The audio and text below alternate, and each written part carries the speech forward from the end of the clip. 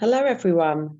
I'm going to get started because I know we're all very busy in these last days of CSW, especially those of us who are engaged. And also, I'm sure those of you joining us are equally as busy. So we can kick off. I'm sure there'll be a few other folks joining us.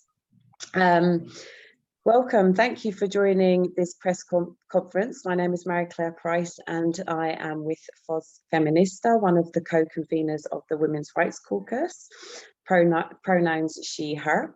I'm just going to go through, before we get started, just a few guidelines for the conference today. There is a slide, I think, that Rachita, you are sharing. Lovely, thank you so much. So as I said, please do rename yourself in your profile to include your name and organisation, so we know who's with us here today. We have language interpretation in English, Spanish and French. So please click on the globe button below to access the language, your preferred language there.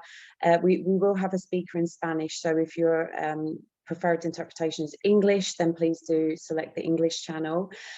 I'll just give you a few moments to do that. Please, as it says there, keep yourself muted at all times. We all have so much background noise at the moment, the way we're working virtually. So please do keep yourself muted. And as you'll have just heard, the session is being recorded to be shared with journalists that couldn't be here with us today. If you want to ask a question or if you have a comment, please we're going to have a question and answer session after our speakers have spoken, so we'll have like 30 minutes for that. But if you have a pressing urgent question, please just add it into the chat box and we can either address it in the Q&A, or maybe one of our speakers will be able to address it in their presentation.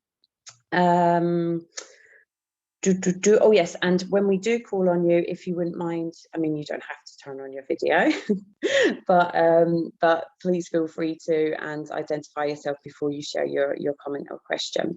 We have a group of amazing tech folks and support crew with us today for this press conference for the Women's Rights Caucus, so please use the chat box if you have any questions or need technical support in any way. So thank you so much for sharing some of your, introducing yourself there, some of you on the chat. Yeah, so let's get started. My name is Mary-Claire Price. As I said, I'm with Feminist, one of the co-conveners of the Women's Rights Caucus, and I will be moderating the session today. The Women's Rights Caucus, for those of you who don't know, is a global coalition of established in 2013 of more than 200 feminist organisations, networks, collectives, alliances that advocate collectively for progress on gender equality at the UN Commission on the Status of Women. So here we find ourselves today on the Friday, on the final day of negotiations for the Commission for the CSW. And today will be the conclusion also of CSW. And the Women's Rights Caucus is holding this virtual press conference as the negotiations continue and conclude.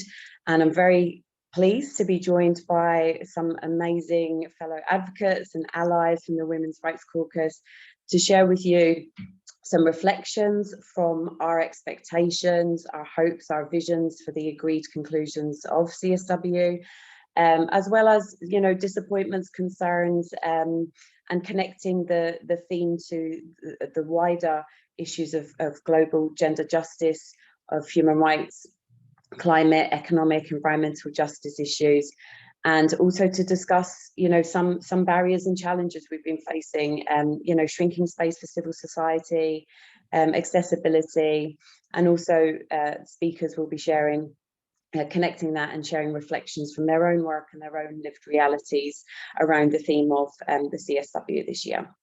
So on that, for the first time in its history, the Commission on the Status of Women has as its priority theme climate change, specifically achieving gender equality and the empowerment of all women and girls in the context of climate change, environmental and disaster risk reduction policies and programs. So for the Women's Rights Caucus, diverse network of feminist movements, of organisations, climate justice activists, women's human rights defenders, land and water defenders, Indigenous women that make up the Women's Rights Caucus and beyond, our allies and our partners. This CSW is a key opportunity and a crucial moment for really recommitting to and progressing on and recognising some of the urgent, complex and deep interlinkages between climate change and gender equality and the urgent crises that we face. For many Women's Rights Caucus members, this has also meant building from our engagement in COP26 last year in Glasgow and looking towards COP27 that will be taking place next year, and also CSW67 next year, to really put forward at this CSW a transformative vision and agenda for change. We really believe that this is an opportunity and a moment to address the broken promises and failures of COP26, to emphasise the fundamental system changes and gender responsive global transformations of governance, of economic structures that is required to really shield our planet and its peoples from a collective climate-induced disaster. We really feel that the CSW, there is space and there is opportunity to do this. The amazing group of speakers that we have with us today, who I'll introduce in a moment, are going to be highlighting achievements thus far, but also missed opportunities, as I said, disappointments, and reflecting on critical issues such as regional priorities and call to actions that are coming from our colleagues in, for example, the Pacific, on their calls to action for CSW, issues of historical responsibility, climate financing, debt justice, loss and damage, the 1.5 degree trajectory or rise trajectory in temperature, climate finance, debt justice, as I mentioned, as well as youth leadership and civil society engagement, all in the context of CSW66 and towards the next COP, the next CSW and beyond. And speakers today include Women's Rights Caucus members who have been engaged from afar in CSW this year, but also those who are in person in New York tracking the negotiations. So I'm going to move on to introducing the speakers and then we'll get to them. So we have, as I said, an amazing group from the Women's Rights Caucus. First off, we will be hearing from Rachel Kaguya from Femnet in Kenya. Rachel is the head of communications at Femnet, which is a Pan-African feminist and membership-based network. Rachel has over 16 years experience in knowledge management and strategic communications and leads work to co-create communication strategies and knowledge products to facilitate African women and girls to be more informed, to claim their rights and to engage meaningfully and influence in various different processes related to gender equality. We will be hearing from Wanun Permpibul from Climate Watch Thailand. Wanun is the Executive Director of Climate Watch Thailand and is also a member of APWLD. She's been engaged in the discussions on climate policies and actions from local to global levels for over 25 years and works together with communities on the ground in challenging systemic barriers that obstruct meaningful engagement of women and communities in climate policy, planning and decision-making processes. Lisbeth Quezada from Balance in Mexico is joining us. Lisbeth is the coordinator of the program Adolescence, Autonomy and Sexuality at Balance in Mexico. And Lisbeth has been trained in the field of sexuality with a gender and youth perspective and works specifically on issues of sexual rights, progressive autonomy, HIV and AIDS, violence against women and abortion. And next up, we will have Nadia Vandalind, who is with Women Equals Men, the Dutch gender platform in the Netherlands. Nadia is a program manager on international processes at Women Equals Men, and coordinates Dutch civil society engagement in the CSW process, including a selection of NGO representatives in the Dutch delegation, facilitating engagement between civil society and member states, ministries. Nadia also has a history of participating in ICPD +5 and Beijing +5 at the UN in New York as a youth advocate, and since then has been working with various feminist networks, foundations at the UNFPA, and focuses very much on participatory processes. And just to note also, for the past 10 days, Nadia has been in the basement of the UN watchdogging the negotiation processes. So we'll be sharing some reflections from that. We also have Alma Rodanini, from a national gender youth advocate with UN Women, and also the co-founder of No Molesti di Strada, which is No Street Harassment campaign in Italy. She works at the intersections of gender-based violence and women, youth, peace and security, and is at the forefront of building space for meaningful youth engagement from an intersectional lens, and has been part of the Generation Equality Forum work, CSW Youth Forum. So we'll be hearing some from Alma around youth participation and leadership in regards to CSW. We also have Aishka Najib with us from Fridays for Future MAPA. Who is a 19-year-old climate justice advocate based in UAE, and works on advocates for an advocate for climate justice, inclusive and accessible spaces, and a youth lead on Feminist Action for Climate Justice Action Coalition. Aishka works with UN Women, is working on the Generation Equality Forum to push for recognising the intersectionality of gender equality and climate justice in decision-making spaces. And then last but not least, we have with us Noli Nabaluvu, who is with Diva for Equality in Fiji. Nolene is a feminist community organiser, analyst, educator and activist, working for socio-economic, ecological and climate justice and universal human rights in urban informal settlements, rural and maritime Fiji, and has been doing this work for over 35 years. Guided by autonomous feminist movements, Nolene works with various communities, governments, the development sector and the UN to advance bold, heterodox strategies on urgent, complex questions of human rights and development justice. And as I said, Nolene is the executive director of Diverse Voices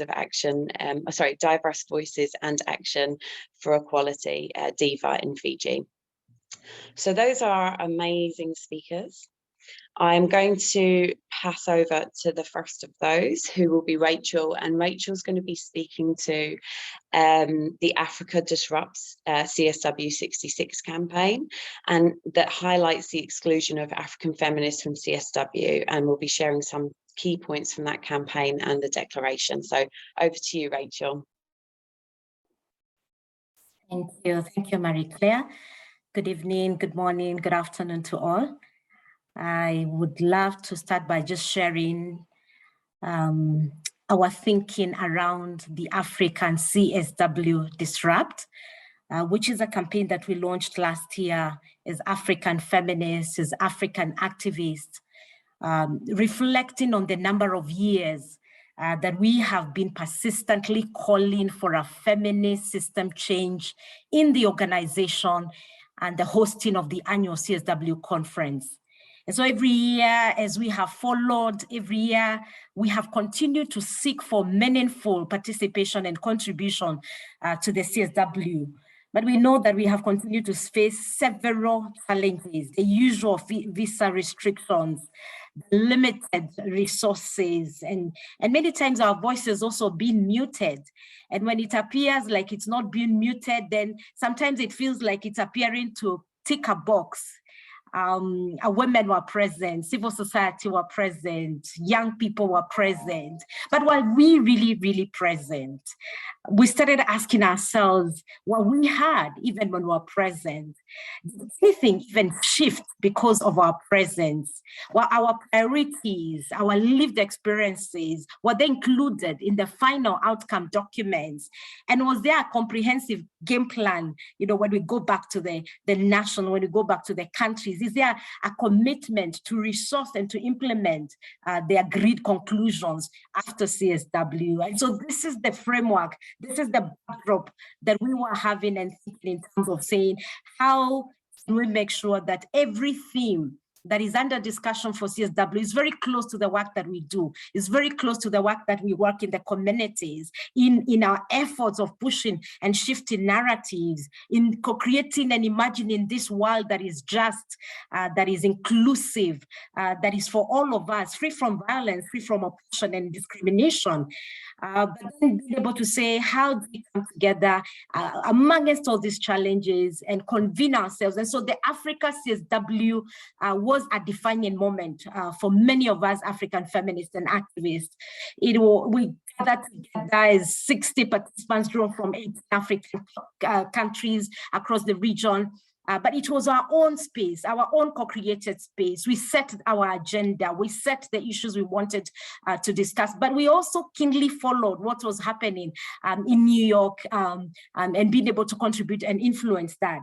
But we said we want a CSW that is different, a CSW that factors the world's women's and girls in all our diversity. What would that look like if we host CSW as a venue and start shifting it and rotating it to the regions of the world and making sure that it is inclusive, that it has meaningful participation of, like I said, women and girls in all our diversity. It's time to do things different. We were clear as we gathered in Nairobi for those 4 days, we were clear that we need to do things differently because 66 years later, CSW is still not serving the majority of the world's women.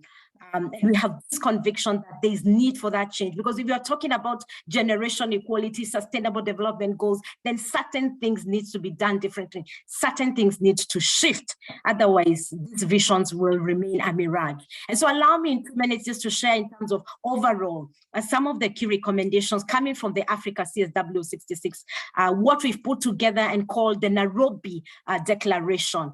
And just reflect on that opening of space, saying, how can we ensure that the UN Economic and Social Council, the CSW leadership, rotates the venue of the CSW from New York to the different regions of the world? The same way we have, it's not like we have other processes that are happening. How do we make sure that it is meaningful, that we have meaningful inclusion and participation of women, even as we rotate to the different regions of the world, particularly to invisibilize the voices, the priorities, the agency of African women and girls in the global South, opening it up to the indigenous communities, opening it up to the young people, to women with disabilities, gender non-conforming persons, women who are living in the rural and informal settlements. How do we envision that is one of our rallying call, our clarion call from Africa CSW. But secondly, as far as the theme for CSW66 theme is concerned, is recognizing and recommending how do we start centering the decolonization agenda in the climate justice discussion, in the gender justice discussion, the social justice struggle, recognizing the legacies of colonialism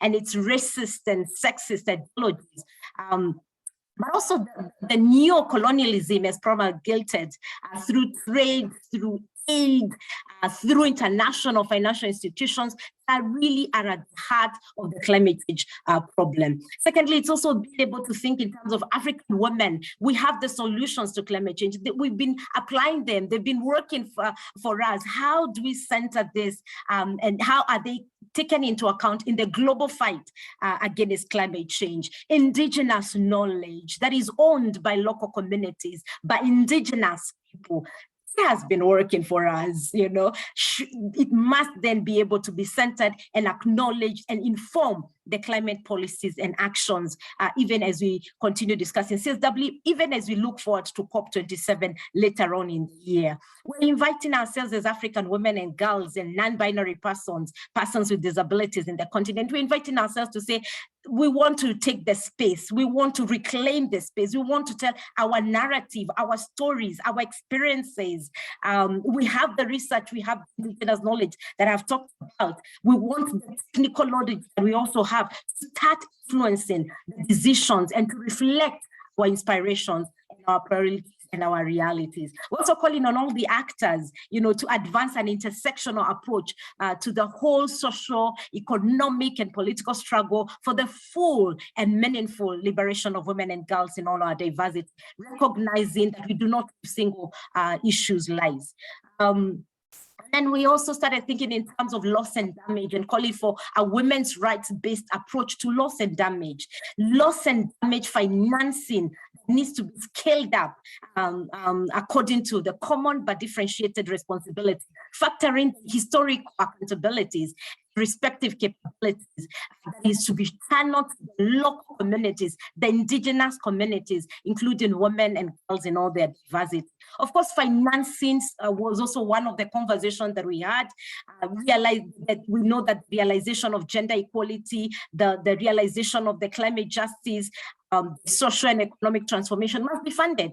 We have to have the meaningful finances and resources that we need, using human rights and gender responsive budgets, progressive taxation, but also strong investment and meaningful investment in public services and the public infrastructure, thinking in terms of the care economy and redistribution of care, financing mechanisms that need to be structured to meet the realities and the needs of African women and girls.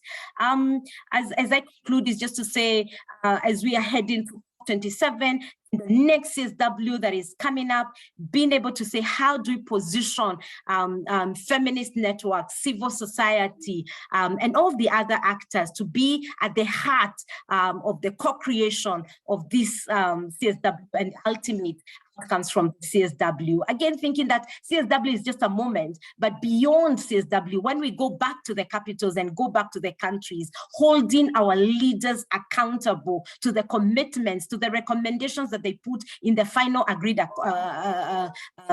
conclusions, so that we are connecting struggles, we are connecting CSW, we're connecting COP, we're connecting all the other processes. It's absolutely urgent to center the necessary contributions and leadership of African young women and girls, the non-binary persons with disabilities, young people in all our diversity, in all the decision-making spaces.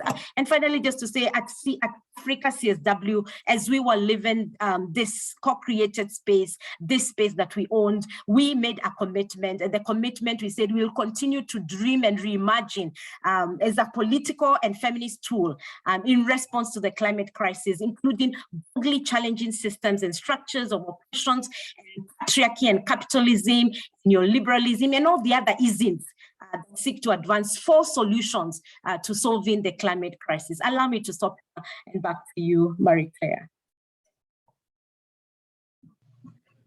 Thank you so much, Rachel. That was really quite amazing. Congratulations on your, fierce campaign. We've been following, many of us, from afar, and it really has drawn attention to both the challenges of engagement and exclusion in these processes, but also the ways in which movements are reclaiming that engagement and that leadership, and really taking that back to a regional level. And thank you so much for sharing those reflections and your call to actions, your analysis. That was really comprehensive and much appreciated. Thank you, Rachel. So I'm going to move on now to Wanun, who is going to be speaking to loss and damage in Asia and the Pacific, as well as climate finance, historical responsibility, and common but differentiated responsibilities, which we know is an issue that is coming up that has come up in the current CSW, and also reflections from communities on the ground that are facing impact and exclusion from CSW66, and also attacks on women's human rights defenders. So over to you, Wanun. Thank you very much, Marie-Claire. I am here together with the Asia Pacific Forum on Women, Law and Development, and I am here as well carrying the needs and concerns and the hopes of our women in the communities, both in Thailand and the Asia Pacific for the CSW66. So I'm expecting to see more advancements on women's human rights in climate crisis, but what has been negotiated as of now has been very disappointing. I think it's what has been discussing and also negotiating is with the lack of urgency of climate change. We are already in the 1 degree Celsius, and my communities in Thailand have been experiencing the severe impacts. Rainfalls are already unpredictable, unseasonal, severe storms, and also like extreme climatic events and disasters are already under the way and causing harms and also livelihoods of the communities. Slow onset events like heat and ecological losses are already affecting women in the community, and these resources are the one making the lives of the communities, especially women.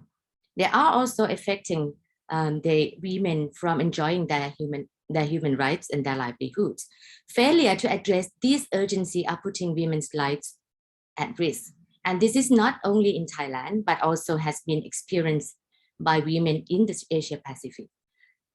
Many women in our countries and older women cannot afford to have temperature increase to another degree because this is a matter of survival of the women. And the climate crisis we are faced now is a result of historical emissions, and we need to see it addressed here very strongly.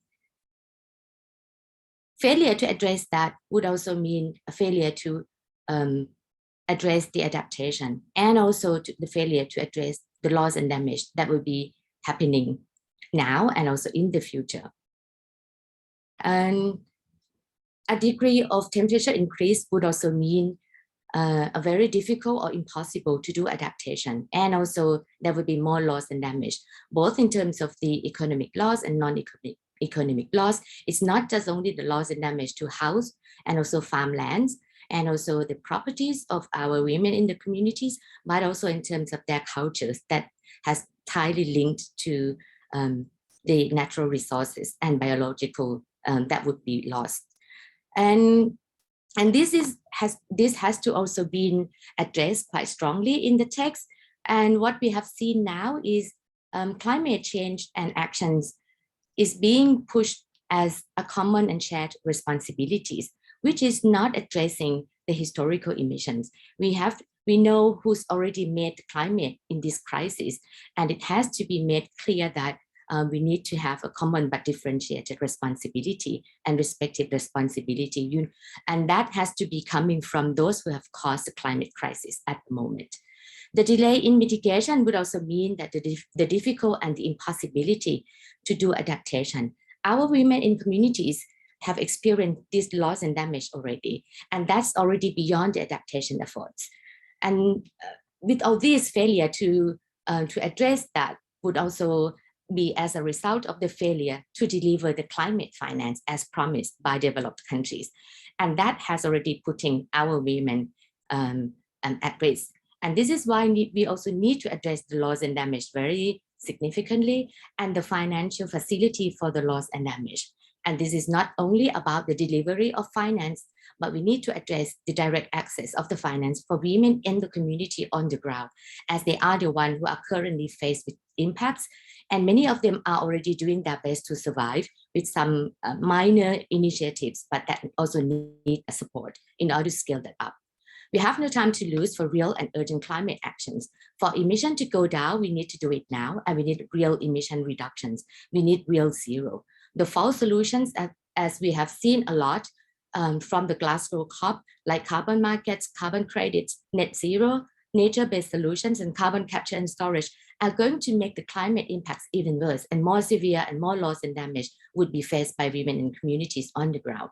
The current struggles and harm of our women who are fighting and defending their rights and protect their nature and natural resources have already been at risk with more attacks, especially in Asia and the Pacific. And with these false solutions, we can expect to see more harms and attacks on women human rights women environmental and human rights defenders. I am very disappointed to see this being debated and also pushing back in the text. My last point is also on the inclusive participation of many of us from the Global South and the Asia Pacific. We only got the confirmation from the UN Secretary General about the engagement and also the access to the UN meeting quite late.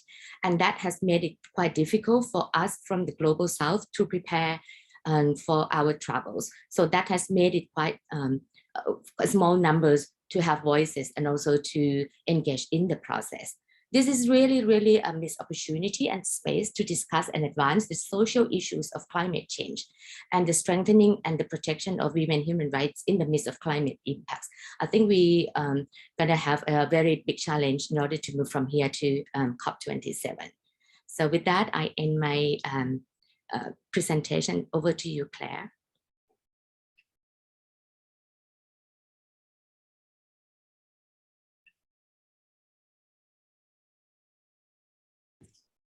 Hi, Mary. Claire, you're on mute.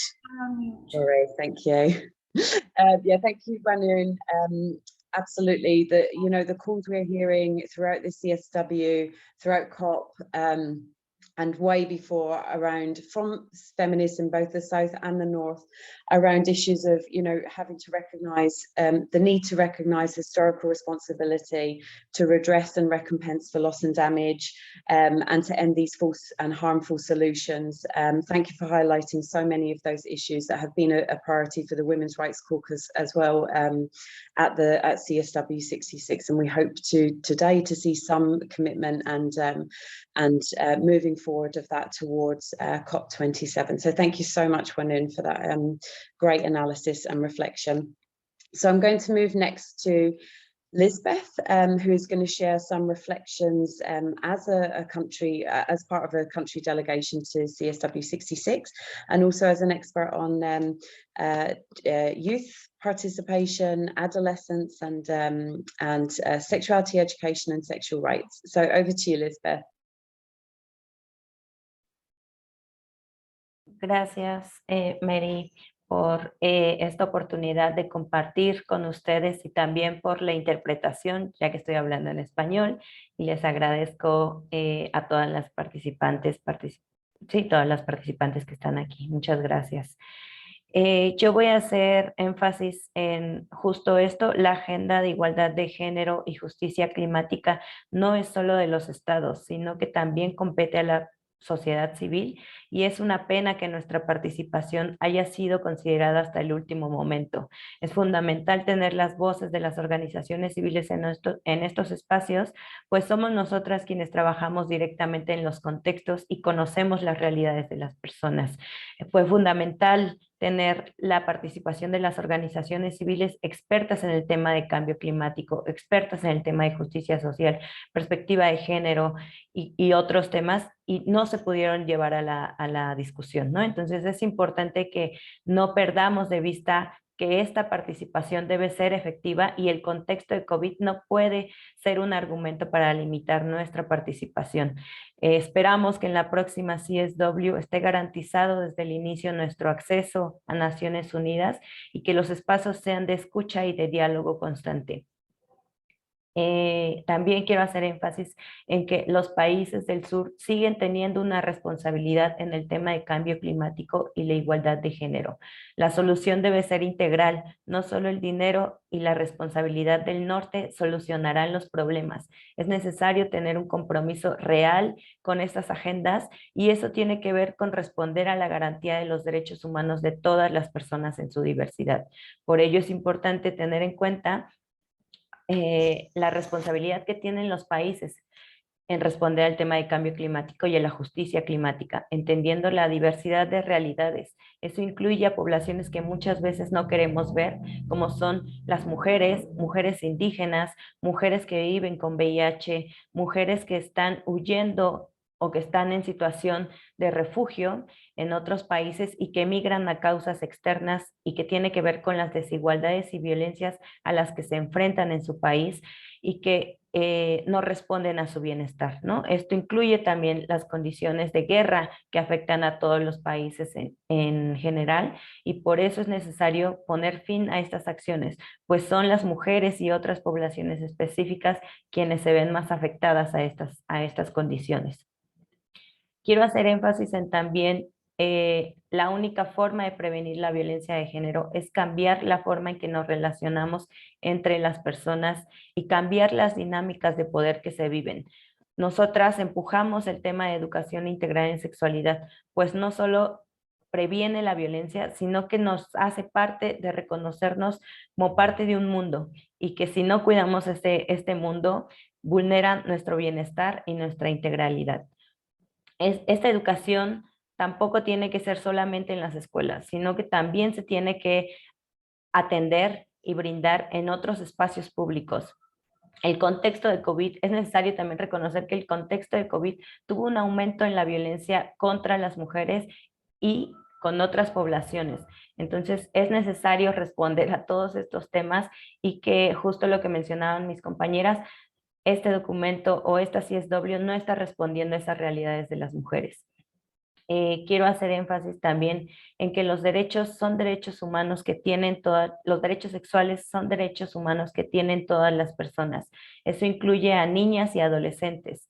Es fundamental nombrarlas para poder garantizar que sus necesidades están siendo contempladas y que se está respetando su autonomía y facultades en evolución. Es fundamental también reconocer que son personas con voz, conocimiento, derechos, y necesitamos escucharles desde estos términos de respeto. En los temas de cambio climático son las mujeres, las juventudes y adolescencias quienes están respondiendo a las afectaciones y serán las futuras generaciones quienes lo vivan de manera más intensa, ¿no? Lo que compartían las compañeras es que ya se está viviendo y no se están tomando esas acciones con las poblaciones que han sido históricamente vulneradas. Yo, para ir cerrando, también quiero agradecer justo cómo la organización de las mujeres son quienes han logrado estos espacios de escucha y de diálogo constante y que se ha limitado justo este diálogo con otros países, con las delegaciones principalmente. Quiero hacer énfasis en que la participación de las personas jóvenes es fundamental desde el respeto y el conocimiento, el respeto al conocimiento que tenemos y que se ha quedado limitado en esta CSW. Específicamente la delegación mexicana ha estado empujando, pero que sigue quedando limitada, ¿no? Y hay áreas de oportunidad. Yo con esto termino y muchas gracias a todas.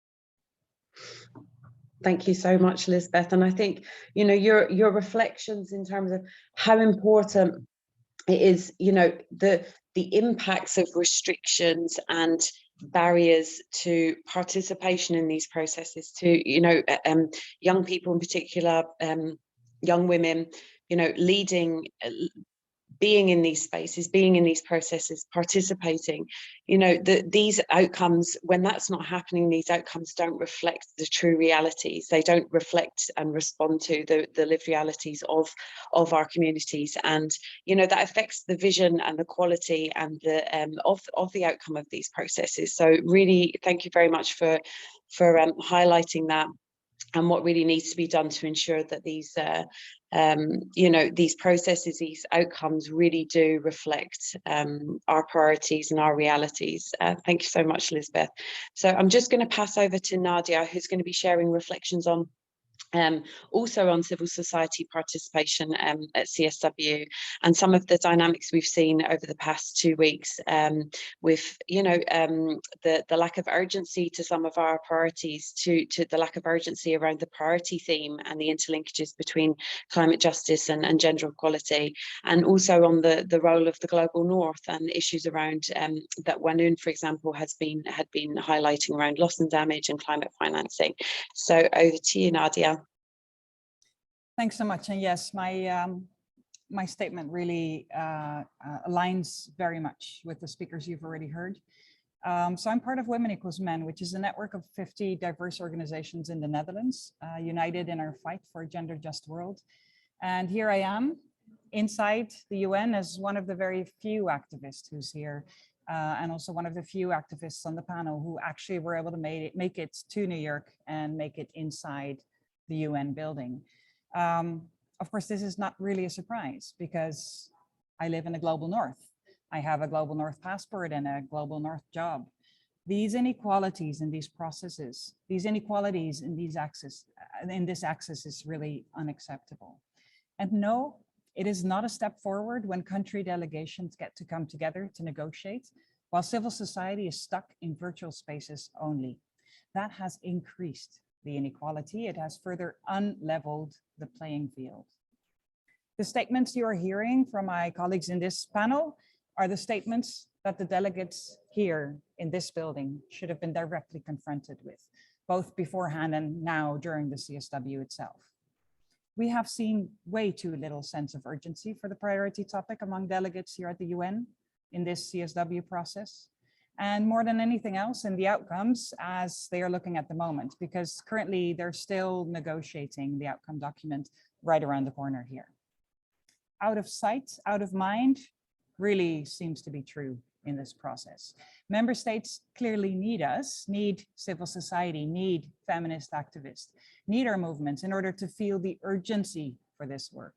They clearly need to be fed with our expertise as well. Because why did member states not include climate, environment, and disaster expertise within their delegations? Why did they not spend the last year building that expertise among their CSW delegates? This lack of expertise in delegations on these topics is clearly a huge problem for this CSW. Why were the climate paragraphs only seriously discussed, or at least very quickly addressed, on this very last day of the CSW?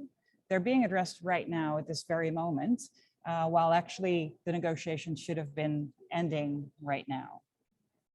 This CSW is really the place to move forward on achieving gender equality and women's rights. This cannot be achieved when we allow our extractive companies to continue their harmful activities around the world without accountability. When we ignore the loss and damage that we cause, and when we ignore taking care of our planet. The time to act really is now. We need to address these crises at a global level, and let's be clear. The global North clearly is the main culprit of these crises, while the global South is stuck with the biggest impact. And the impact is gendered, and the solutions must be gender transformative. At this CSW, the EU and other global North governments have really failed to take responsibility for addressing the climate and environmental crisis and for effectively working towards gender justice. They have failed women and girls in all their diversity around the world. Yes, some of them have worked really hard to maintain language around women human rights defenders, to get women journalists included in the end document for the very first time, and to protect, for example, language around sexual and reproductive health and rights. That is important too. But when it comes to this year's priority theme, the EU and other global North governments really missed the opportunity to strengthen the UNFCCC and the upcoming COP27 by firmly adding concrete ways to link gender and climate action. The EU has purposefully kept spaces separated instead of building bridges. They have refrained from using the CSW to move forward on strengthening gender transformative climate and environmental commitments in upcoming processes. Climate finance, as was already mentioned by the previous speaker, is crucial. There are some mechanisms already in place, but they are largely gender blind. That needs to be addressed. We need commitments to financing loss and damage, and we need this with a gender transformative approach. We need climate finance to directly support feminist organizing and movements. It needs to be accessible. Particular attention and support is needed for those who are structurally excluded and silenced. Women and girls in all their diversities, and definitely women and girls also from the global South and in the global South, must be meaningfully included in decision-making processes related to these topics. Gender equality, peace, and sustainability of our planet are all connected and independent on each other. We cannot effectively tackle one without the other. To quote Sanne van der Voort, who is the Dutch NGO representative on our government delegation, she spoke in the General Assembly earlier this week. At this CSW, the member states have the opportunity to put gender equality and women's human rights at the top of all member states' climate and environmental agendas. We simply cannot go backwards, not on human rights, nor on climate and environment action. The time to act is now. Thank you.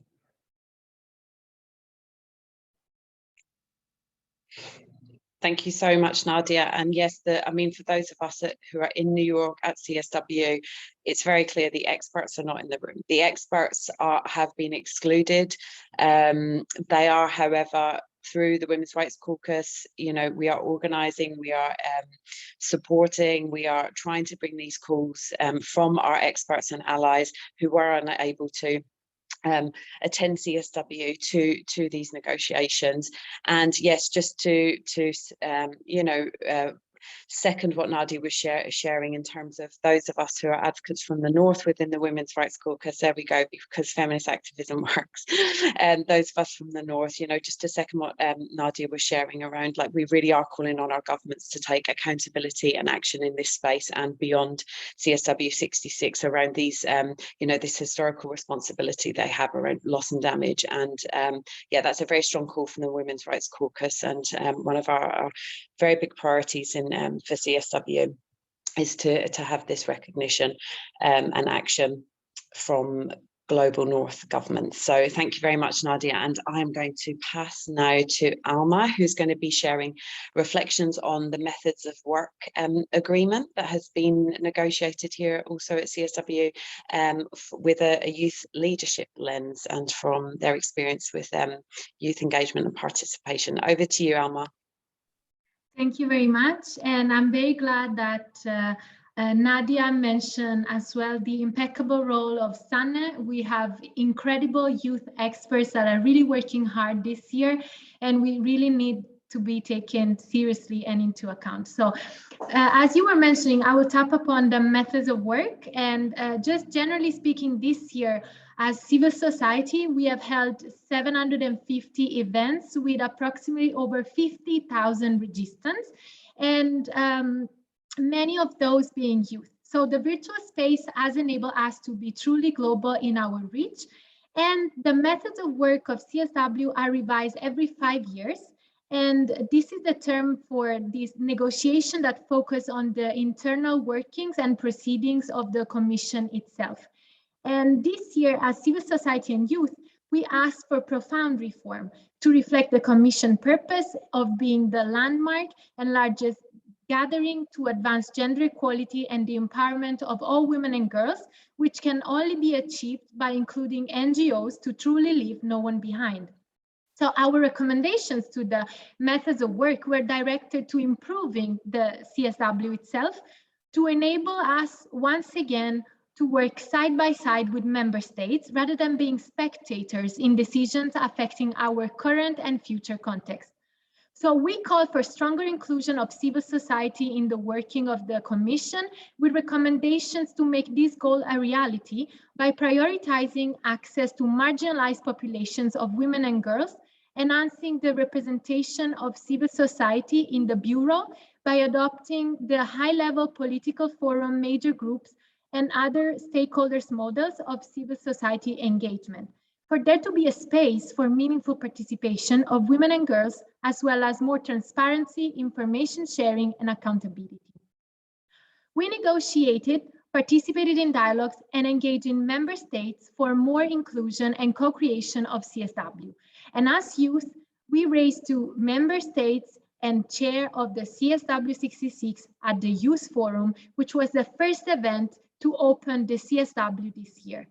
We welcome the unprecedented and first-time inclusion of explicit language around youth in the methods of work. We acknowledge the support by many member states, particularly with regard to Article 27, that explicitly mentions the creation of a dedicated segment of its annual program of work to facilitate exchanges between youth representatives of member states through an interactive dialogue following the Commission's existing modalities, and which will be open to all member states. While we are glad to see that young people are being given space, however, we are mindful that youth delegates of member states are usually from the global north, And we hope for more youth from the Global South are giving spaces for meaningful engagement in the coming years. In addition, we know that limiting this space to youth member states delegation means that the wider feminist youth and civil society will have to continue to push to be heard.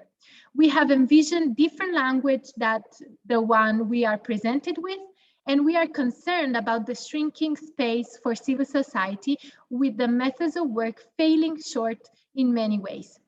Nonetheless, we hope to create an interactive dialogue outlined in the Article 27, together with the Commission, the Bureau, UN Women, and the Member States.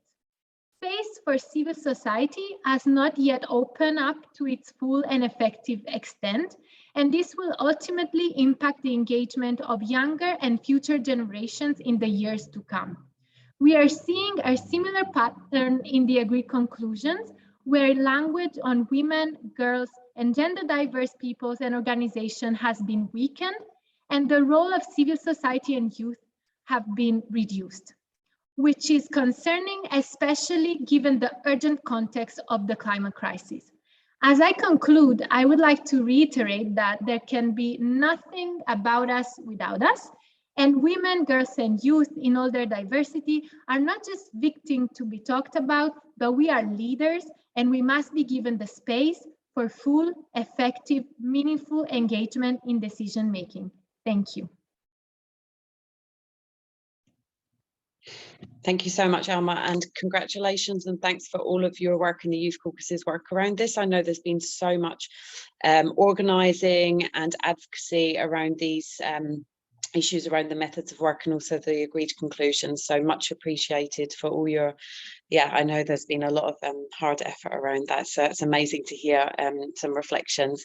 So I'm just going to move now also to Aishka, who's going to be speaking again on global youth recommendations around gender and climate change, and in particular focusing on the inclusion of girls and youth and loss and damage, multiple and intersecting forms of discrimination and human rights. So over to you, Aishka. Thank you, Marie-Claire, for the floor. So I want to first to get into context, brief you about the Global Youth Recommendations process. So the Global Youth held over 30 community-level consultations, engaging over 1,500 youth from across 6 regions, and released the CSW66 Global Youth Recommendations, Youth, Gender, and Climate. In the past few weeks, the Women's Rights Caucus and us as youth have been working tirelessly to ensure that our collective recommendations are integrated into the CSW66 agreed conclusions by negotiating with many member states across multiple spaces, including during the CSW66 Youth Forum, Vienna Cafe negotiations, and the NGO CSW briefings. The inclusion of our recommendations in the agreed conclusions so far aren't black and white, but have a lot of nuances to them. Overall, we are happy to see that each revised text has reflected and included many of our suggestions. We strongly welcome the inclusion of language around all women and girls, particularly where references to girls were missing previously. Recognizing the impact of climate change on young women and girls is key to advancing gender equality and climate justice. However, we noticed that language regarding in all their diversity was contested. Climate change affects demographics of people differently, which should be reflected in the inclusion of language around diversity. Similarly, it has been disappointing to see how language around the meaningful engagement of youth in all their diversity has been restricted to only the paragraph on the role of youth. It is important for language around youth to be consistently deployed throughout the paragraphs of the agreed conclusions, especially considering youth are directly impacted by the issues being discussed. I recall how at the CSW66 Youth Forum, I stressed the importance of acknowledging the IPCC Working Group 2 report findings and how we have already failed people and the planet. We are in a climate crisis, and this requires a sense of urgency to mitigate existing and future climate-driven impacts on ecosystems that have and will continue to cause measurable socio-economic and livelihood losses. And women, girls, and youth in all their diversities are amongst those who are at the forefront of these disasters. These vulnerabilities, as echoed by all the previous speakers here, are rooted in colonization and other intersectional systemic injustices. States causing the most degradation have a common but differentiated responsibility to pay for their historic emissions. Yet, over the past few days, we have witnessed the watering down of the crisis and lack of accountability. Loss and damage is a key urgent priority, and there is room within the agreed conclusions to show a strong commitment to loss and damage, centering the most marginalized peoples and communities. We also recognize the need for financing and resourcing of youth by prioritizing accessible funding to youth and girl-led organizations, and to expand spaces for women and feminist organizations.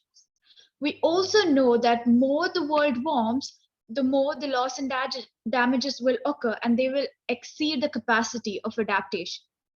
This is why adaptation cannot be a replacement for emission cuts.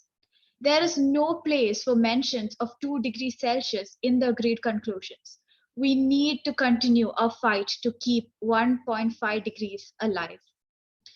It was also saddening to witness the references to colonialism and extractivism being removed from the text when we clearly know how neocolonialism and imperialism continues to cause harm, especially to the environmental, land, and water defenders who are responsible for protecting 80% of the world's biodiversity.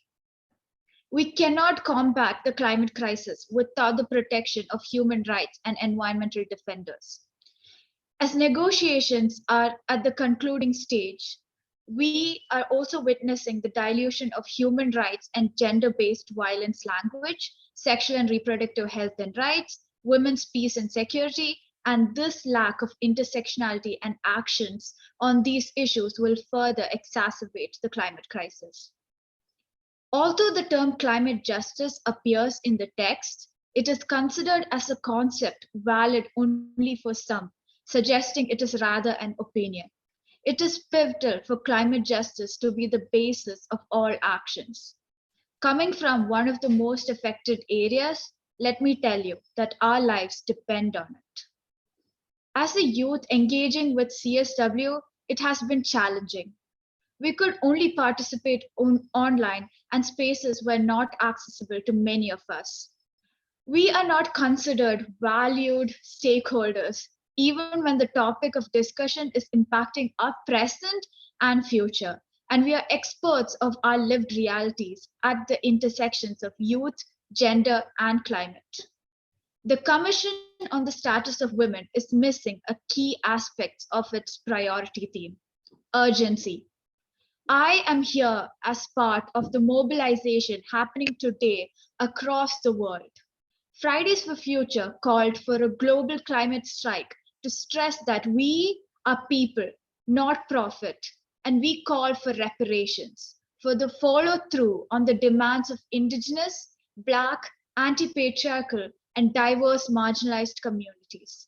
We call for the Commission to live up to its purpose, to be inclusive, to be bold, and take concrete actions on advancing gender equality and the empowerment of all women and girls, and this year in the context of climate action.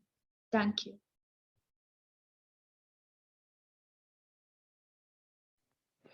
Thank you so much, Aishka. That was a really amazing and comprehensive reflection from your calls to action, and really appreciate your, when we say the experts aren't in the room, this is what we mean. You know, our young young advocates who are engaging in various different caucuses, who can access the space, who have this amazing political underpinning and analysis that is really required in the CSW space. But thankfully, we have these mechanisms for organising and mobilising that Aishka just shared. And just to highlight also your points on the erasure of, or attempts to erase young women's leadership and girls from the agreed conclusions. And this is something that we really do not want to see. And thank you also for highlighting some of those major failures that we saw at Glasgow, COP26, around not recognising, colonialism, extractivism, loss and damage, the need for mechanisms to redress loss and damage. And we really need to see that advanced here and recommitted or committed to in some way at CSW. So thank you so much. That was really great. And I'm going to pass over now to Nolene, who is our final speaker and is going to be speaking to also loss and damage, the Pacific Feminist Campaign, and calls from feminists in the region around CSW and their priorities, adaptation and the road to COP27. Go ahead, Nolene. Thanks very much, Marie-Claire, and just give me a yell if I hit 7 minutes. Thanks. So I'm Nolene Nambulivo. I'm from Nandi in Fiji in the Pacific, with family ties in remote Fiji, and it's why I keep this up now whenever I speak in any meeting or any session, because I remind myself of the context from which I come, no matter where I'm sitting that actual day. We're over 2 days travel and multiple long haul flights away from New York. And for some smaller island atoll states, it's many more. We made the decision, my organization, not to attend in person due to actually active discouragement from the UN in the months prior due to COVID-19, but also the non-access position into UN grounds for the past 2 years for civil society. Then we were suddenly told that access was to be granted for civil society groups literally just days before the start of CSW66. I have to say that was angering and frustrating, because we needed to have real access and real information on what it would be like at CSW66, because it's such a crucial theme for everyone, but particularly for people from climate frontline communities, including Pacific feminists. We came here to participate, and we will come whether virtually or in person. We come to witness. We've already been working for months as part of the Pacific Gender Technical Working Group. We co-convened Gender and Climate 101 sessions with government reps who wanted it. We worked on issues from sexual and reproductive health and rights to EVOR, elimination of violence against women, to disaster risk and response and climate change, poverty, economic justice, debt justice, through to oceans health and much more. I was the co-chair for the expert working group that worked way back in October and November last year to prepare a preparatory report for this meeting. And civil society does this all the time, year round. I encourage you to read that report for the strength of ideas and positions from experts of all backgrounds from around the world. So every aspect of life is touched by climate change, the climate crisis, especially if you're in a climate frontline state, which, to be frank, are now parts of every country in the world, I would say. We had anyway, from the Pacific, decided then to hold an online saturation campaign because we couldn't get to New York, with a feminist working group across the region with many thousands of activists and posts that are still now circulating, direct voices from huge networks across the 14 Pacific countries. Our hashtag is CSW66 Pacific, and we were determined to be inescapable and visible on CSW66 social media and wherever we could. We're here for all aspects of climate justice. We often say there's no justice without climate, there's no gender justice without climate justice. I would add that that's also about social, economic, ecological, and all aspects of justice. All of it is inherently linked. So for instance, in practical terms, a bilateral funder, for example, who gives $50 million with one hand for gender work, and at the same time gives out trillions of dollars in contracts and subsidies to oil, fossil fuel, and extractive industries, well, it cancels out the value of the gender contribution, because the loss and damage from the latter becomes why you need the former. It's an unholy, unhealthy cycle. So on SRHR, for example, we still see states fighting against the full language here and in many other spaces. And yet it's all about bodily autonomy and the ability for all women and gender non-binary people and LGBTQI people, everyone to move, to make decisions, to lead. How when the effects of heteropatriarchy and radical capitalism are still avoided in all these rooms. The old systems that really make women vulnerable and marginalized are not spoken about. The UN tells us that 500 women die in pregnancy or childbirth every day in humanitarian and disaster settings. So it's essential to have life-saving sexual and reproductive health and rights, as morbidity and mortality related to sexual and reproductive health and rights is a significant global public health risk. Of course, it's also a climate change issue. Of course, food security and water and sanitation are also climate change issues. So those in humanitarian and fragile settings face heightened risks and additional barriers. Of course they do. So that must be reflected in the language of CSWs. But there is still the struggle within not to put this language in. It is about preventing death and disease and disability caused by unintended pregnancies, lack of access to contraception, obstetric complications, sexual and other forms of gender-based violence, HIV infection, and a whole range of reproductive disorders. This climate crisis is creating humanitarian crises and emergencies in all kinds of different contexts, and they have gendered effects on the health and rights of women, adolescents, and girls in particular. So we really are calling also for the minimum initial services package, MISP, which is about sexual and reproductive health and rights in humanitarian crises, in climate change and disaster preparedness and risk reduction strategies and emergency responses. And I just wanted to say that for every half-degree rise in temperatures that we have, the levels of loss and damage rise in all our lives.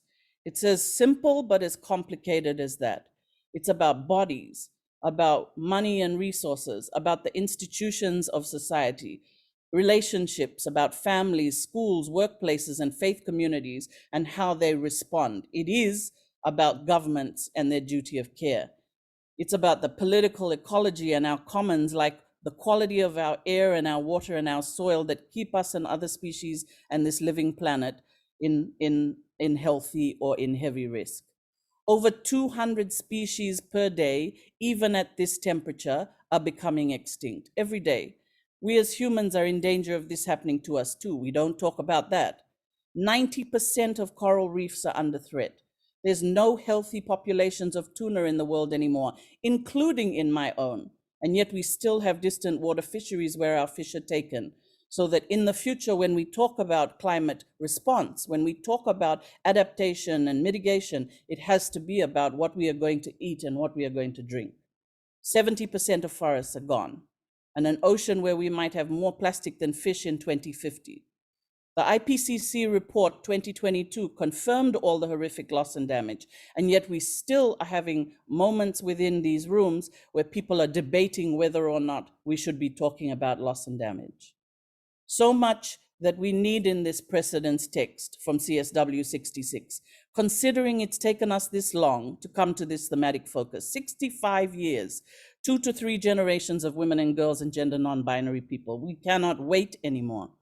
On economic justice, we want to see strengthening of climate financing text more broadly in all multilateral text and here. This is about historical emissions, as one said. And of course, it's about the 100 billion per year committed from 2020 to 2025, yet unrealized from industrialized countries. We have to name this.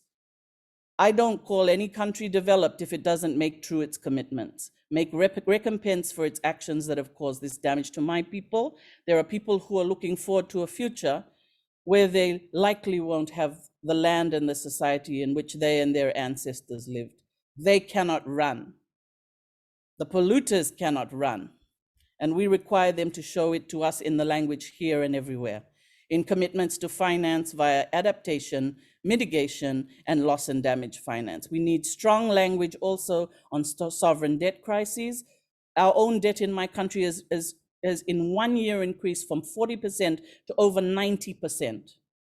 Vaccine inequity, debt restructuring. We need debt relief, combating illicit financial flows at both ends. and the trade and monetary and fiscal policies that are consistent with addressing climate and biodiversity emergencies in human rights. We need a people-centered, gender transformative, inclusive and equitable way forward. And we need to see it here at CSW, but also at COP27 coming up.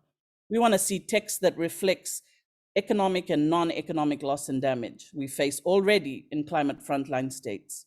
And we don't want it done in a disingenuous way by hiding it in any paras or about an aspect that's not related to climate finance, for instance, because loss and damage at its core is about justice and recompense for development damage done to climate frontline peoples, indigenous and local peoples, because of historical emissions, coloniality, maldevelopment, and chronic radical capitalism. So what we really want to see here at CSW and everywhere in this time of global temperature rise is a clearly stated change of direction led by and including women and feminists from all over the world. We're already doing our work. We need to say no more to material and structural conditions of oppressions that bring climate change, and a loud yes to accountability to those who profit off our pain. One of the bright moments for us has been hearing that there is finally recognition in the text for the first time of journalists and media workers. And that's an important part of it.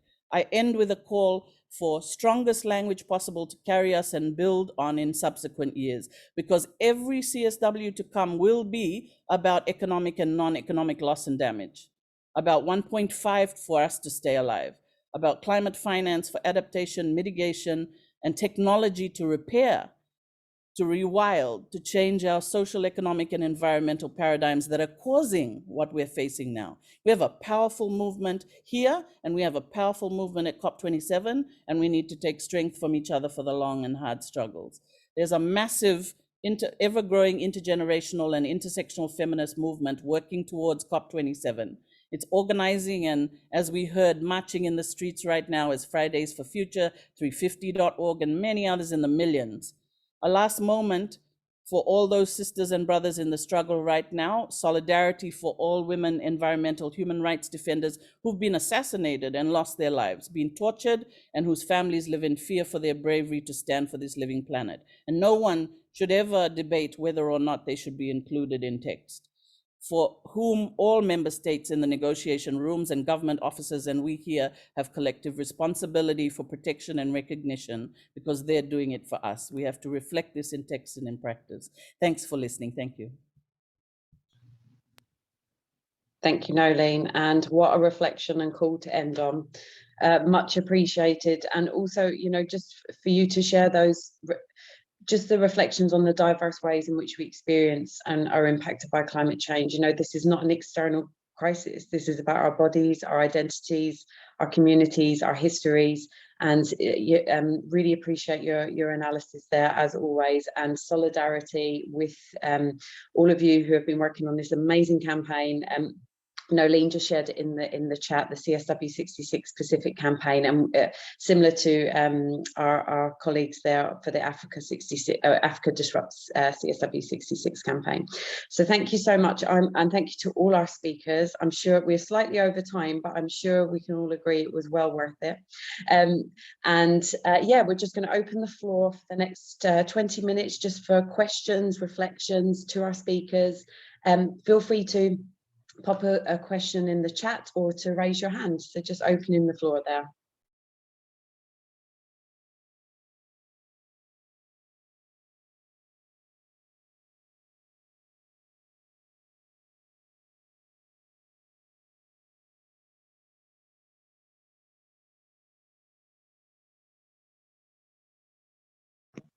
Sorry, I can't see if we have any hands yet. Bear with me one moment.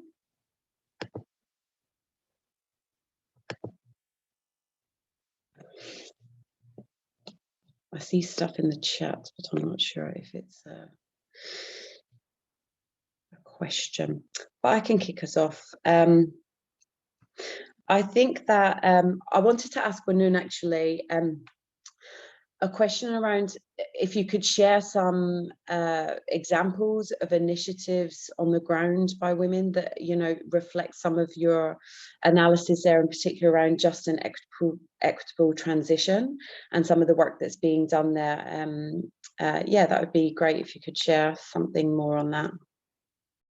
Thank you very much, Mary Claire, for the question. Yeah, from our work in Thailand, in particular, women have been doing a lot in order to survive. It's not just only for adaptation efforts, but also in terms of the mitigation. They are the least cost of climate impacts, but they are doing something really, really good. They've been changing these women are working in the farm, they are farmers. So what they are doing is rather the drought period, right? So they have no money in order to store a lot of water. So what they are thinking is they're using renewable source of energy like solar in order to produce electricity, to bring water from the irrigation area to water their products in the farms. So that would be kind of the thing that they have already done with their own money. And if you imagine in terms of the justice issue, they are already poor and they are already badly impacted by climate impacts. But then now they have to use their own money, whether their own savings or they have to go for loans. So, but that's their money. It's already a punishment. It's already unjust that they are making those kind of changes. And also in terms of the adaptation, they have to also like to adjust the time that they are going to grow the crops in the field. So that would be something that is really need a lot of efforts in order to look and to plan, and also to trying to have to maintain their life and also their income within the family. And that is not going to be talking about the impacts that they having on their own, like their health and also their care work.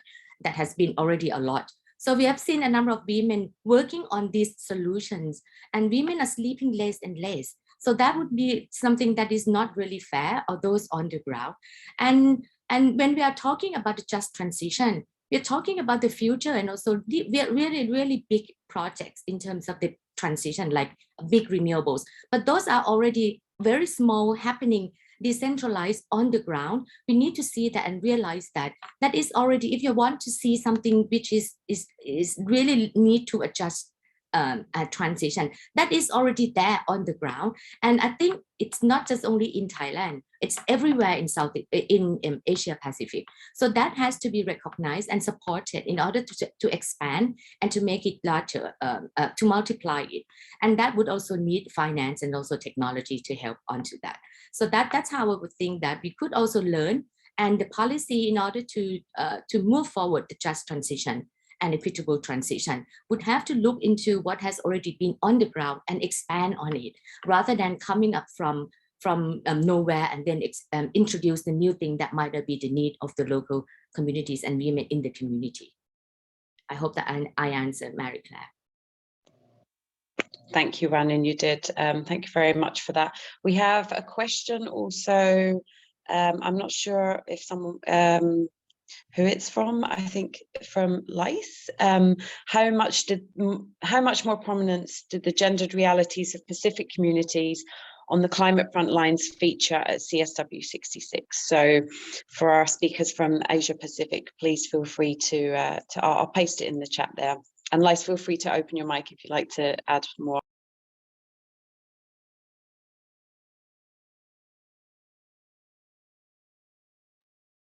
I can go first if that, thank you.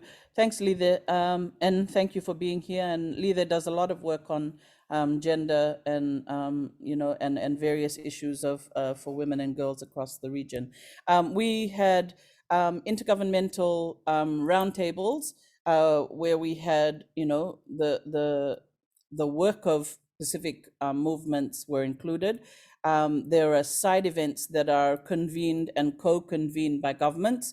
And so those also featured many kinds of women's leadership from the region, some of them from government, some of them from non-government academic institutions, the crop agencies, and they have varying levels of the voices and views and analysis of women from the economic South in general, and specifically from women in Pacific frontline communities. We also had community activists. There were 2 sessions that were convened by civil society groups, including Shifting the Power Coalition and Diva for Equality, Pacific Islands Climate Action Network, and others. And those strongly were about the community frontline voices. But also in terms of the online campaign, we had over 100 quotes and views of women and gender non-binary people who are at the moment working on various issues and in various groups across the 14 states and territories. And then there also have been blogs and other things that have been circulating. So that's one part of that story that you're talking about. But also for, if you ask anyone, I hope here in the Women's Rights Caucus, they will tell you we're also incredibly persistent and annoying in terms of making sure that we're talking about issues that are coming out of work in the Pacific and all the different kinds of opinions and views and ideas and questions and critiques that are coming from the region. I think a lot of the work on loss and damage we've been also doing here at CSW, and that's the political work that we have to do wherever we are in the world as climate change activists. So I think that would be the longer answer for that. Thank you. Thank you, Nolene, and thank you, Marie-Claire. If I can just do a follow-up to that. Nolene, I appreciated very much your point on the precarious relationship that we have with our, with our donors and our bilateral partners, particularly the ones closest to us here in the Pacific. And so my question is, the point that you bring up about, the way they cancel out the value of any work any support they give us in the gender space when they don't do the same in the climate change space. Do they realize this? What kind of interventions can civil society or has civil society made directly to these bilateral partners that they're aware, that we're aware of the way they cancel out their own support?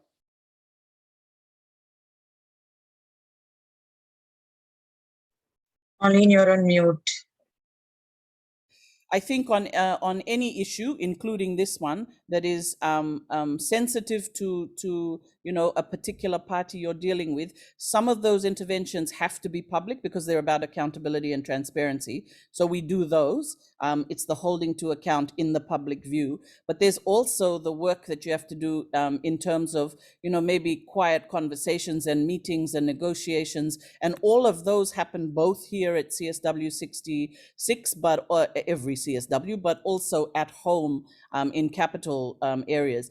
It's always a challenge because there will be those within those member states that are unwilling to move very far in the discussion about the focus of their funding and the focus of their ODA. It's also a challenge because many of the island states also around the world have to think about these geopolitical challenges. They're very real, and we can't gloss over them by saying, okay, we won't talk about it, we'll just allow it to go on. It's got to be part of the ongoing discussion that part of the reason why we find ourselves in this terrible situation globally is because there is often a lowest common denominator in the ways that we dialogue with each other, in the ways that we move to strategy with each other, and that includes between nation states. To me, that's why we had that SDG, which is to address inequalities within and between countries, because countries also have relationships that are fraught. They often have relationships that are about an undercurrent of oppression. And if we're not willing to have those conversations, then we will never move further, and we won't be able to address all of these issues like loss and damage, like 1.5 as against 2 degrees. I've been targeted both here, but also in other arenas for having these public views, because it can be unpopular if you're questioning someone who is used to holding power, including nation states. So I think that's part of the life of activists, and it should be part of the governments and crop agencies and journalists like yourself to ask these questions all of the time. Thank you. Thank you, Nolene, and thank you for the question, Lethay. Apologies for the mispronunciation. We have a question. I'm going to come to Zoe's question first around, so for those on the panel who are either part of COP26 or previous COPs and can compare and contrast also to participation, opportunities and engagement at CSW, So what type of advice can you give in terms of building momentum, ensuring meaningful feminist participation at COP27? Just on your reflections from the ways in which we've engaged these alternative organising spaces at the region, experiences from COP and the feminist organising, COP26 and the feminist organising spaces there. Thanks for the question, So.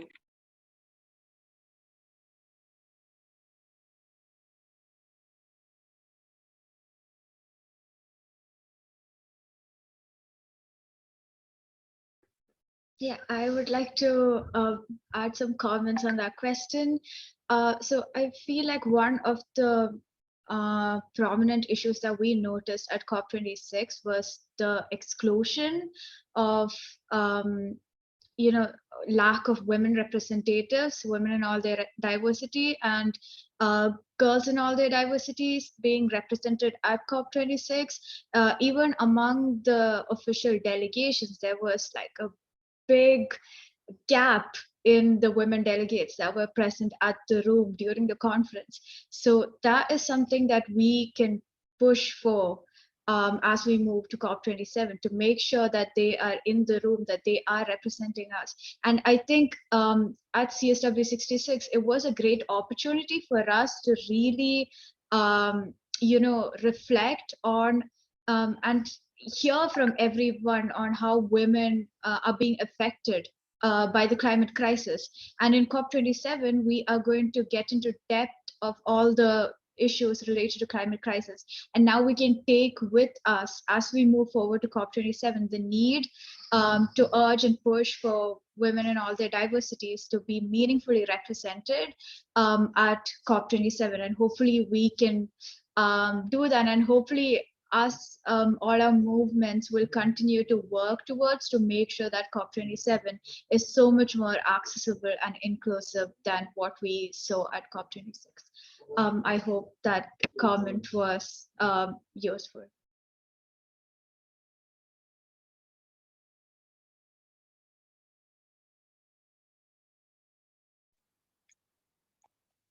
Thanks so much, Aishka. And we have a similar question, follow-up question in the chat there from Shiloh around how to organise, when do we start for COP27, etc. So please do, panelists, respond to that also for this question.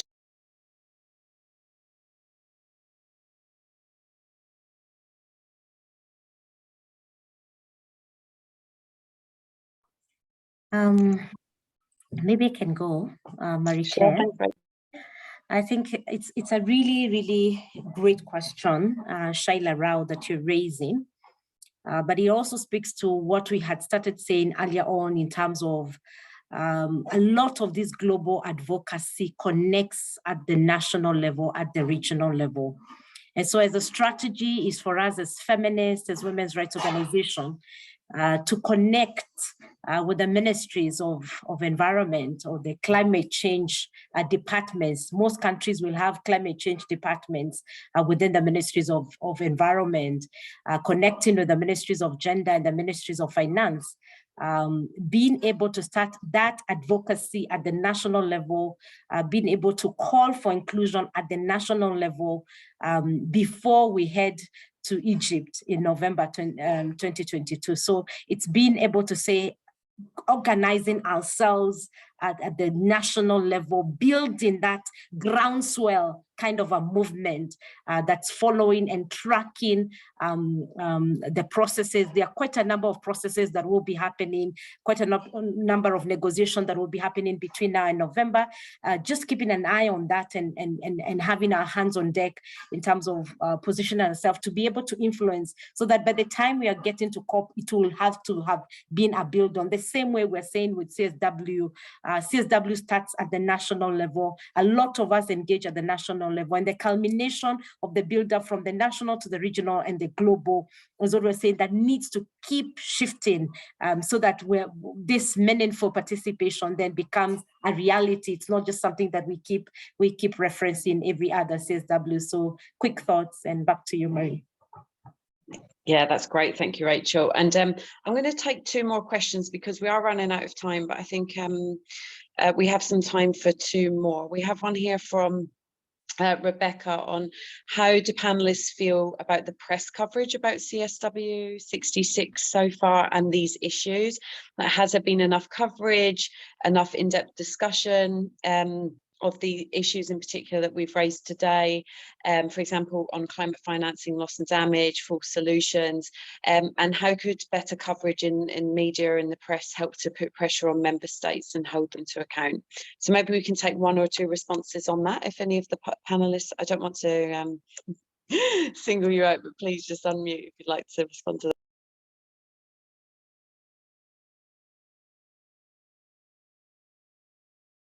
Maybe I'll just have a quick comment, Marie-Claire, if that's okay. I mean, I don't think there has been enough coverage in this CSW, and I think particularly because of the issue that it is, I would have loved to see it, on every page, in every headline, because it's just such a crucial CSW for everyone around the world.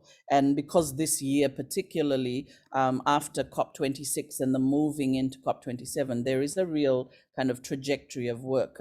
So how could we do it better? One of the questions that I have is about how we fund more journalists, and I mean all kinds of journalists, feminist journalists, environmental journalists, just the same as we've had to do the cross-movement work. To me, it's also, the role of journalists to also be here and with us and working out how we can do more stories together and more articles. And I hope that actually we can do more of that towards COP27. So thanks. Thanks, Noeline. Anyone else on this, or we can round? We have run out of time, so I think we can take the final question. And it's to all the panelists. And I was thinking perhaps that each of you could, within 20 seconds, 30 seconds each. Nadia shared the question, thanks Nadia, that we have shared much critique and criticism today, and very rightly so, on CSW. And but what makes the CSW still worth it for you, if at all, and for the movements you represent and your community? So 20 seconds each would be amazing. So I'm going to start with Rachel. Thank you, very clear. It's still a space. It's a space that's co-created. It still has government. It's a recognized space, but there are great opportunities to broaden the agenda of CSW. So I would say it's still a space that we need to make sure that it's all our voices count. Nothing about us without us. So there are great opportunities to keep opening the CSW. And like I said, even moving, I think it's really time for a system change. Let's move the venue and then start exploring what other great opportunities it can open up as we rotate to the different regions. We go to the Fiji, we go to different countries, we go to Uganda, we go to, all the countries of the world. Let's take our voices and our representation there meaningfully. And yeah, there's a lot of opportunities. I don't know whether it sounded like like the positive, but I think there are great opportunities to broaden CSW. There are numerous opportunities. And even in terms of the accreditation and participation of civil society and NGOs, so that it's not tokenistic, it's meaningful. The same way there's a clear number of delegations from the government, delegations. Let's have a clear number and meaningful inclusion, not that last minute tokenistic way of saying, tick the box. We have young people, we have civil society, we have the movement, being meaningful and walking the talk and talking the walk. Thank you. Thank you so much, Rachel. Wanun, a few words?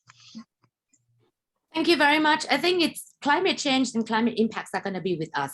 Even though you stop emitting right now here, impacts are going to be there. So you need to live in a global warming world. So the IPCC has done its part in terms of the scientific of climate change. CSW will be a space for talking about the social and economic issues that has a very strong link to women's community and also the equality within the society. So I would think that it will still need to be engaged in this CSW space in order to raise the issues that would be along the way for the next coming years. And also it would also be a space for sharing the solidarity of those who have been already suffering and struggling on the ground, and also in terms of sharing what has already been done in order to overcome these challenges. So that still be worth it. Great, thanks so much, Manon. Lisbeth, final thoughts on why CSW is still important? Sí, solo justo creo que es una cosa de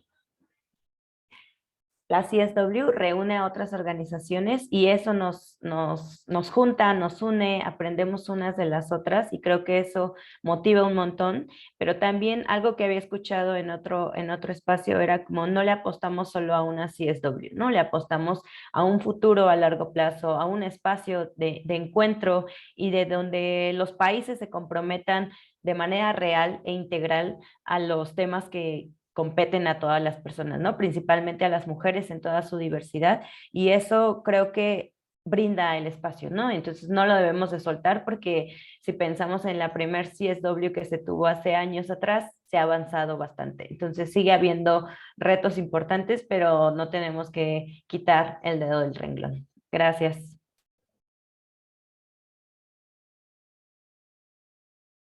Thanks so much, Lisbeth. Nadia? Thanks. I agree so much with everything that's already been said. I think, I mean, the process currently is there, right? The UN and governments are doing this. So of course, there's the question of what happens if we don't engage. So that's sort of turning it to the negative. It would be easily taken over by anti-gender movements, etc., and that could have really horrible effects. So one of that is sort of trying to at least sort of maintain and keep space. But of course, we want to really push the lines as well. International solidarity, movement building, learning from each other are key, I think, in this process.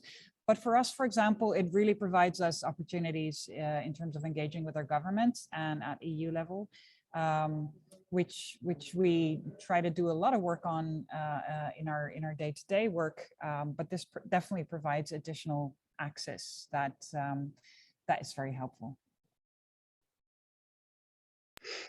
Thanks so much, Nadia. Alma? Yeah, it's not easy to add to all that has been said, but definitely echo the importance of building throughout the process feminist solidarity. And I also think, like I was mentioning before, with the methods of work is not ideal, but it's also true that we are effectively carving more space for youth and civil society engagement. So I do think that CSW after CSW, we must continue, and there's always room for improvement. So let's continue. Awesome. Aishka?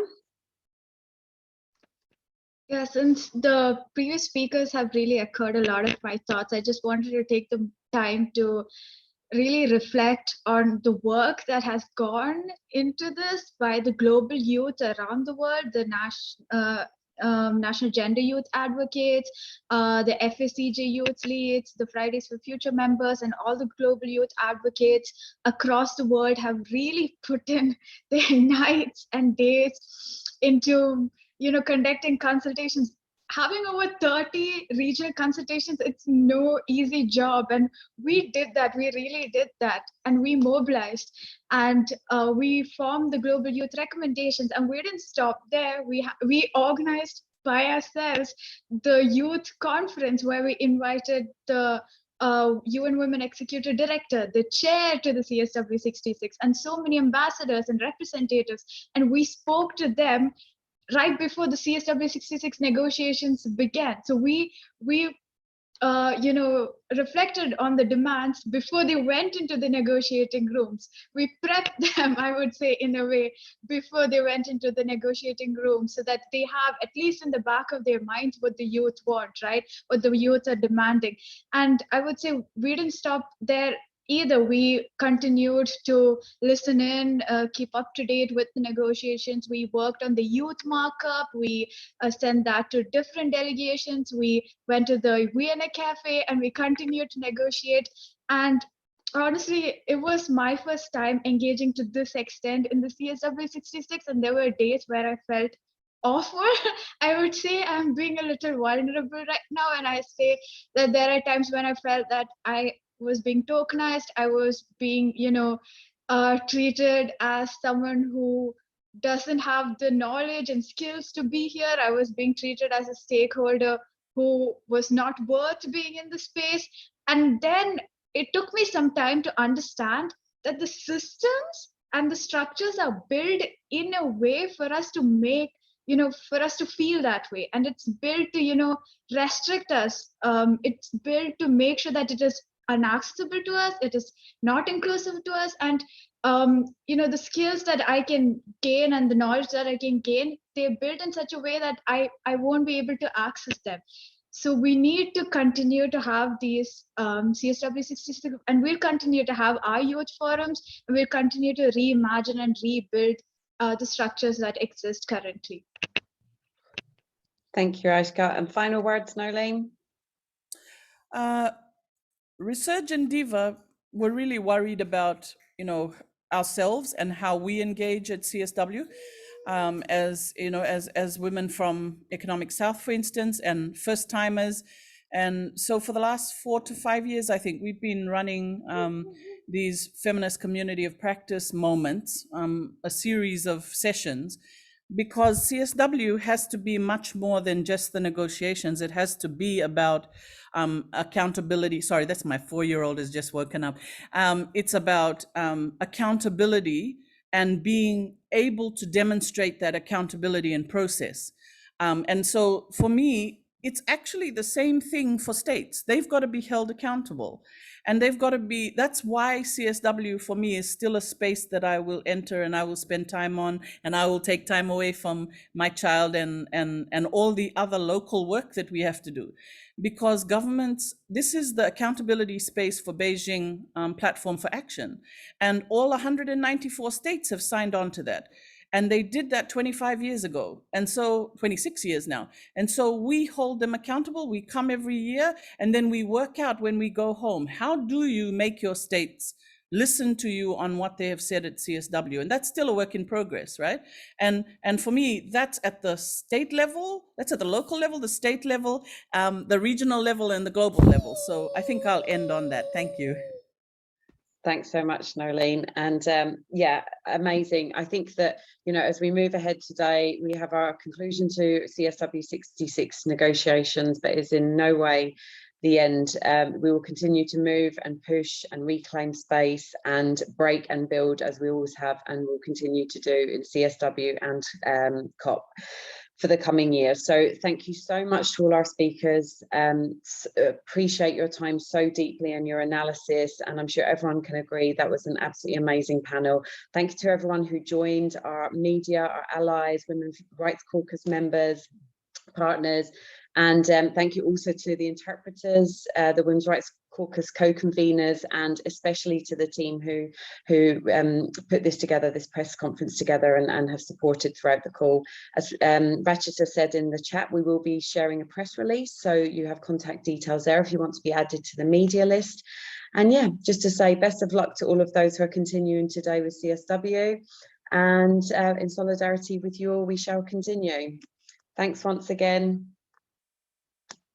Thank you, everyone.